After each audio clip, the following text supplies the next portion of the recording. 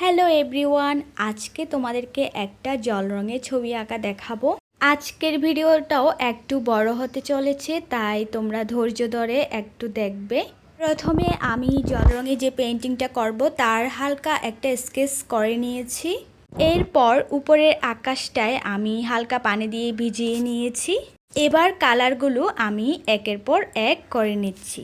প্রথমে উপরের দিকে আমি নীল রং দিয়েছি, এরপর আমি পিঙ্ক কালারটা ইউজ করেছি, এরপর মাঝখানের দিকে আমি ইয়েলো কালার দিয়েছি। এরকম কালারফুল আকাশ আমার অনেক বেশি ভালো লাগে, বিশেষ করে জল রং করার ক্ষেত্রে।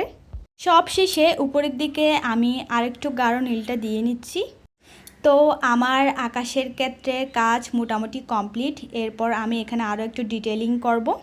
এবার আমি নিচের দিকে যে মাঠের মতো অংশটা দিয়েছি এখানে আগে হলুদ কালার করে নিচ্ছি, আর হলুদের পর এখন আমি ইউজ করব টিয়া কালারটা। জল রঙের ক্ষেত্রে আগে পুরো ব্যাকগ্রাউন্ডটা কালার করে নিলে পরে ডিটেলিং করতে খুব ইজি হয়ে যায়। অনেকে জল রং করাটাকে অনেক বেশি পেইনফুল মনে করে, বাট একটু টেকনিক খাটিয়ে করলে জল রং করতেও কিন্তু অনেক বেশি মজা। আমি যখন আর্ট শেখা শুরু করি তখন আমার একদম প্রথম হাতে করি শুরু হয় জল রং দিয়ে।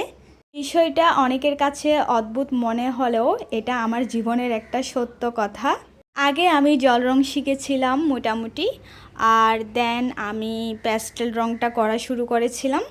আর অ্যাক্রিলিক কালারটা বেশি দিন হচ্ছে না আমি শুরু করেছি। ফার্স্ট আমি অনলাইনেই দেখেছিলাম বিভিন্ন ধরনের আর্টিস্টরা অ্যাক্রিলিক কালার দিয়ে কালার করছিল, আর সেখান থেকে দেখেই কেনা। আচ্ছা যাই হোক, এখন আমি পাহাড়ের রংটা করে নিচ্ছি। আমার জল রংটা দেখতে অনেকটা মেকআপের মতো, তো তোমরা কিন্তু এখানে যে কোনো ধরনের জল রং ইউজ করতে পারো।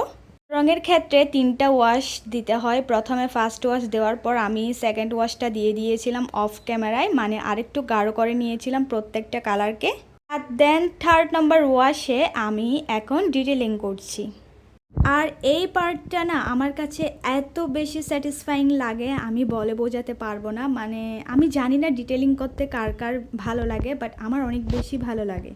আমি একদম পুরো পেন্টিংটা এ টু জেড দেখানোর চেষ্টা করেছি, যাতে কেউ যদি বিগিনার থাকে তারাও দেখে এটা ট্রাই করতে পারে। ছোটোবেলা থেকে আর্ট শেখার প্রতি এবং আর্ট করার প্রতি আমার অনেক ঝোঁক, তাই আমি ফ্রি টাইম পেলে আর্ট করতে বসে যাই আর তোমাদের সাথে টুকটাক শেয়ার করে থাকি।